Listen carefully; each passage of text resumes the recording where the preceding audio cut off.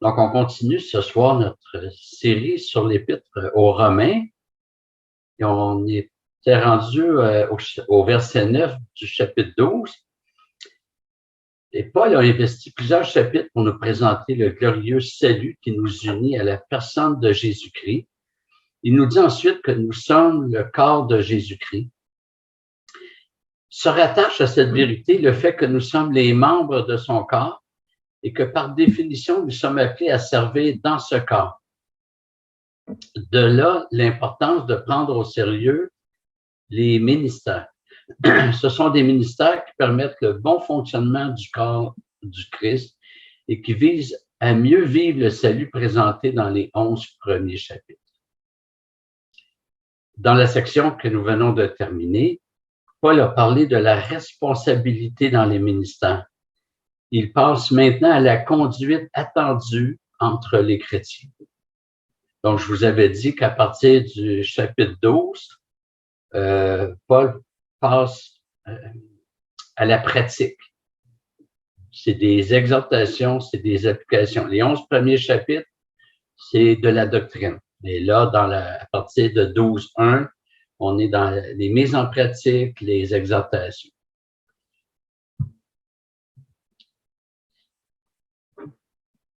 Romains 12.9a dit que l'amour soit sans hypocrisie.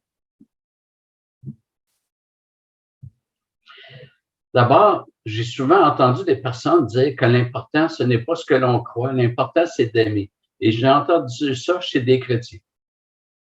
Mais en fait, c'est faux. Si je suis appelé à aimer comme Dieu m'a aimé, je dois comprendre et croire comment Dieu m'a aimé. Donc, pour aimer réellement, il faut que j'aime comme Dieu m'a aimé. Puis, cet amour ne peut pas se priver de ce que l'on croit, puisque pour aimer comme Dieu a aimé, il faut croire, il faut connaître et croire comment Dieu nous a aimés. Et quand il parle d'amour au chapitre 12, ben, ça repose sur tout un enseignement sur le salut et sur l'œuvre de l'Esprit en nous, donné dans les 11 premiers chapitres. Et finalement, il n'y a pas d'amour en dehors de la régénération. Les non-chrétiens peuvent pas aimer du même amour parce que l'amour de Dieu n'a pas été répandu en eux. Alors, il y a des conventions, il y a des relations où chacun trouve son intérêt, mais il y a beaucoup d'égoïsme là-dedans. Et imaginez un mari non chrétien qui prend vraiment bien soin de sa femme qui n'est pas chrétienne. Il en prend soin, il est très serviable. Mais en fait, s'il n'est pas chrétien, il est en train d'entraîner sa femme en enfer. Il ne l'enseigne pas dans les voies du Seigneur. Dans Éphésiens 5, Paul compare le rôle du mari à celui du Christ. Il s'est livré pour son Église afin de la sanctifier et la purifier. Puis après ça, Paul dit, de même ou de la même manière, les maris doivent aimer leurs femmes.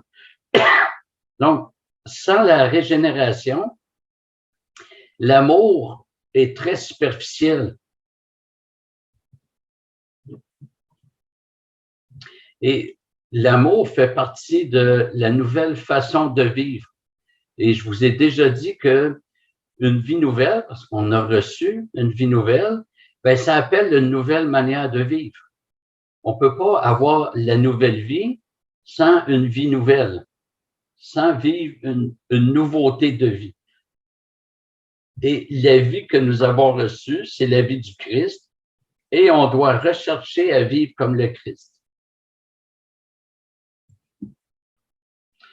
L'amour qui convient au verset 9, qui est à l'écran, repose sur les compassions et la miséricorde de Dieu présentées au verset 1.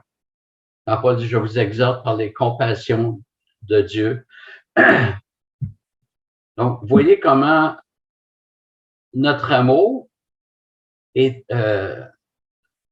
doit reposer sur Dieu, ce qui n'est possible que chez les chrétiens. On entend souvent qu'on ne peut pas aimer les autres si on ne s'aime pas d'abord. C'est un cliché du monde que nous devons rejeter et c'est même rentré dans la psychologie moderne.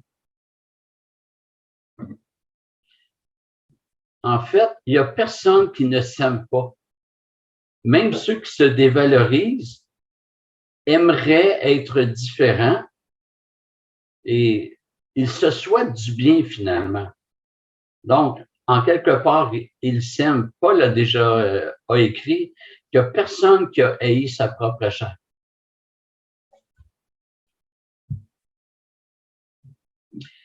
Et donc, la vérité biblique, c'est qu'on ne peut pas aimer les autres réellement si on n'a pas connu l'amour de Dieu pour ses enfants. Le verbe que Paul a choisi est agapao. Ici, c'est agapé, c'est un nom. Ce verbe est le même qui est utilisé pour désigner l'amour de Dieu pour nous.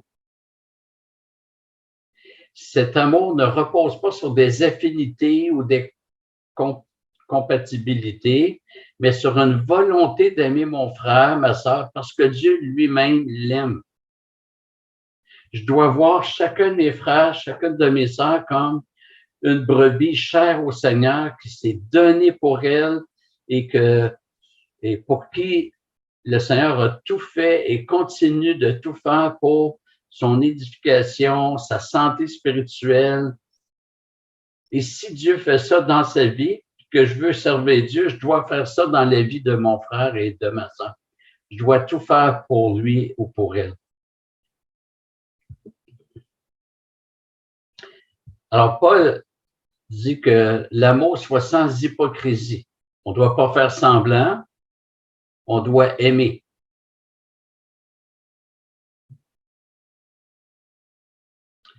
Il y a un pasteur qui m'a conté il n'y a pas si longtemps qu'il y avait une dame célibataire à son église. Puis il y a deux frères qui étaient très empressés de l'aider pour lui offrir un transport. En fait, c'était de l'aide intéressée.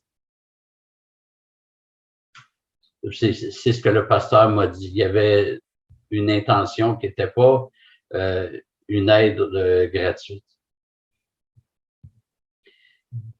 9b, excusez-moi, ayez le mal en horreur, attachez-vous fortement au bien.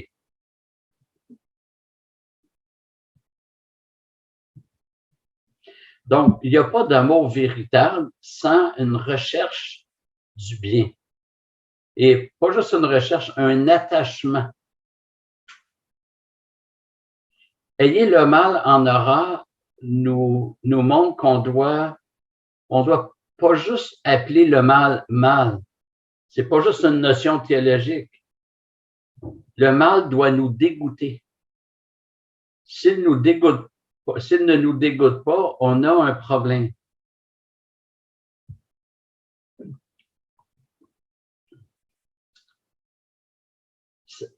S'attacher fortement au bien, c'est aussi s'attacher à la vérité. Il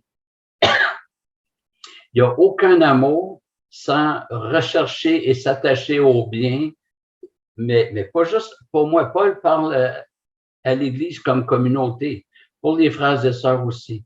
C'est ensemble qu'on doit rechercher cela. Et c'est uniquement là où l'amour est possible.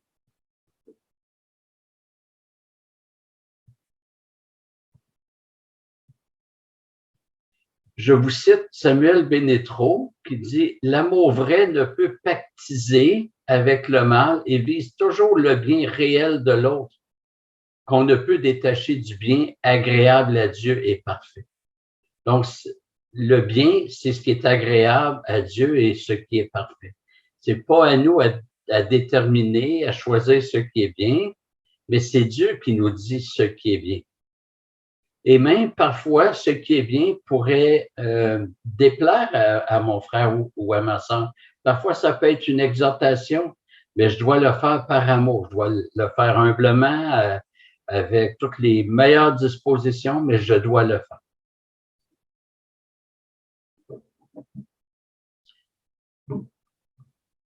Verset 10.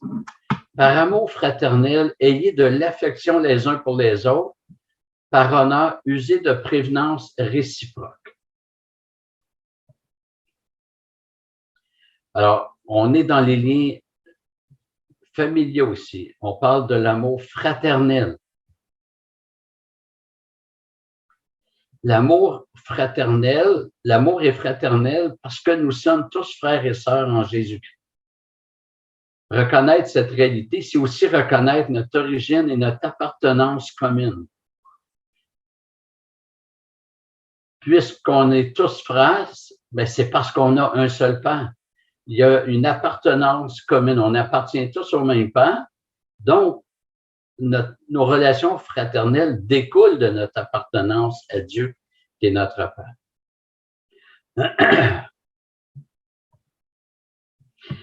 Et ne pas aimer mon frère ou ma soeur et nuire à mon frère ou à ma soeur, c'est me nuire. Comprenons bien ceci. C'est impossible de faire du tort à un frère, à une sœur, puis je dirais même de simplement négliger sans payer le prix soi-même. Parce qu'on est un corps.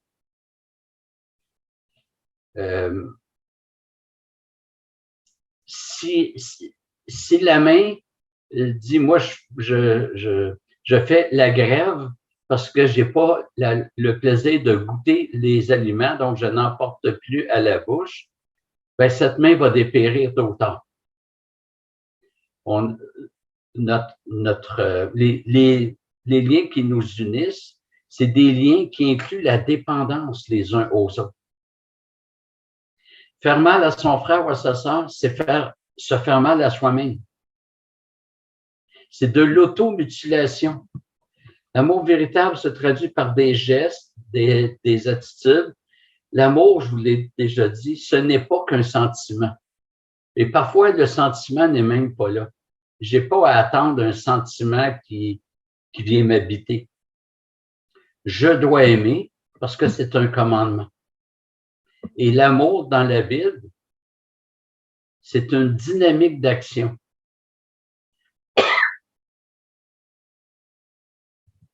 Donc, l'amour doit se traduire par des gestes, des attitudes.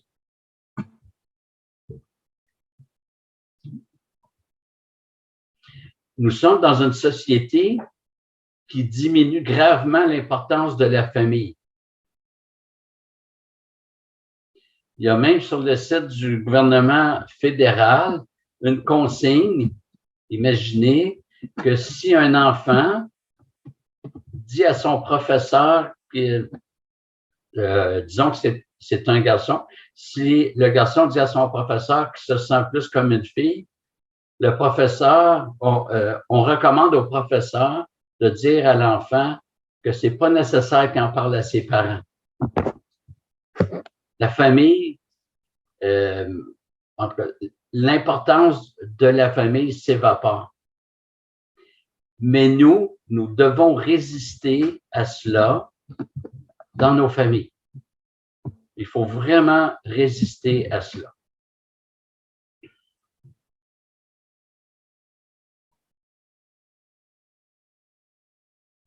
Un jour, j'ai un de mes enfants qui voulait désobéir, puis il a dit c'est mon droit. Et il avait entendu ça à l'école. J'ai dit, écoute, tu dois choisir maintenant si tu veux que tes parents t'éduquent ou si tu veux que le gouvernement t'éduque. Mais tu dois faire un choix. La maison familiale vient avec l'autorité parentale. C'est pour ton bien, mais c'est comme ça. Il faut résister. La famille, c'est la première institution divine. Et ce désengagement des liens familiaux se voit aussi malheureusement dans nos rapports. Il y a des gens, je dis non, mais je ne vous vise pas ici, mais il y a des gens qui quittent leur église pour des raisons qui ne sont pas bibliques. Il y a des raisons bibliques pour quitter. Mais il y en a, c'est parce que il y a un plus beau bâtiment ailleurs, il y a de la plus belle musique, etc. On a perdu un peu la notion d'engagement.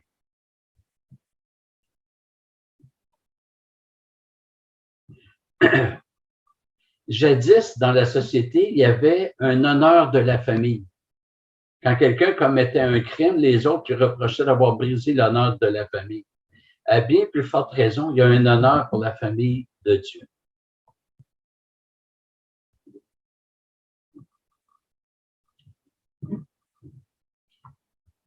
Verset 11. Ayez de l'empressement et non de la paresse. Soyez fervents d'esprit. Servez le Seigneur. Alors, Paul parle d'amour, puis il parle immédiatement d'être empressé, d'agir, parce que c'est l'empressement ici est mis en opposition à la paresse. Alors, aimer, c'est agir en faveur de l'autre et servir le Seigneur. Et je sers le Seigneur quand je sers l'autre. Je vous l'ai déjà dit, il n'y a pas Dieu n'a pas besoin d'aide. Dieu n'a pas besoin. Si je veux servir Dieu, il n'y a pas besoin. Mais c'est en servant ses enfants, principalement et d'abord, qu'on va servir Dieu. Quand Paul dit dans Galates que, je ne me rappelle pas le verbatim, mais il dit, j'ai veillé à faire le bien, surtout envers les frères dans la foi. Il y a une priorité des chrétiens pour l'entraide. Et Paul ne parle pas juste de faire un petit effort et dit ayez de l'empressement. Ça veut dire allons-y dans le tapis. Et là, on se rend compte qu'il est en train de cibler c'est quoi l'amour sans hypocrisie que parlé plus haut. Et Paul est inspiré par le livre des Proverbes ici. Les Proverbes, on l'avait vu quand j'avais prêché sur le survol des livres de la Bible. Les Proverbes ont en filigrane les 10 commandements. C'est comme si Salomon appliquait les 10 commandements dans toutes sortes de situations. Et quand il parle de la paresse, c'est le 4e commandement. La paresse est une transgression du 4e commandement qui dit « Tu feras tout ton travail en 6 jours. Et le 7e jour, tu te reposeras. » Le 4e commandement n'est pas juste un commandement pour le sabbat, c'est un commandement à travailler aussi. Tu feras tout ton travail en 6 jours, le 7e jour, tu te reposeras. Et donc, le livre des Proverbes dénonce à juste titre la paresse. On va juste survoler quelques versets. Va vers la fourmi paresseuse, considère ses voies et deviens sage. Proverbe 6.9, paresseux, jusqu'à quand seras-tu couché? Quand te lèveras-tu de ton sommeil? 13.4, l'âme du paresseux a des désirs qui n'aboutissent à rien, mais l'âme des hommes actifs sera dans l'abondance. 15.19, le chemin du paresseux est comme une haie d'épines, mais le sentier des hommes droits est aplani. 19.15, la paresse fait tomber dans l'assoupissement et celui qui est nonchalant aura faim. Et finalement, 21-25, les désirs du paresseux le font mourir parce que ses mains refusent d'agir. Et il y en a beaucoup d'autres. Le travail, plutôt l'exhortation à ne pas paresser, n'est pas que pour le travail séculier et professionnelle, c'est aussi et d'abord dans le service pour Dieu. Se consacrer au Seigneur, c'est se mettre au service, à la disposition des frères et sœurs, peut-être visiter ceux ou celles qui sont seuls. Il y en a qui peuvent avoir des besoins. Pourquoi, quand un souffre, pourquoi pas écrire un petit mot, appeler, peut-être proposer notre aide. On est appelé à ça dans notre vie d'Église. Alors, voilà, on va s'arrêter ici pour ce soir. Merci de votre attention.